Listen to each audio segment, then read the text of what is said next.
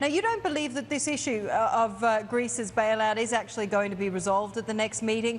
What, therefore, is the next step?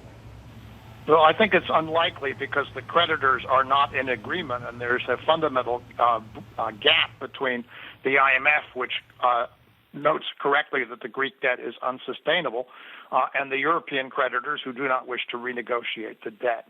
My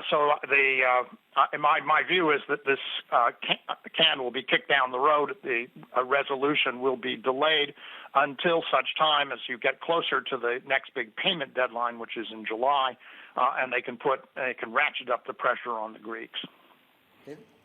I keep on wondering every time I hear about Greece and you talk about kicking the can down the road, how much further does this road have?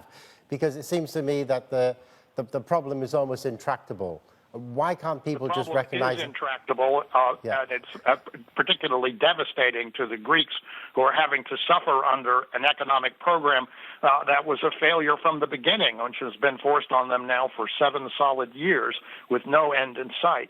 But it's fundamentally not an economic program. It's an asset grab on the Greeks of private, public, and business assets.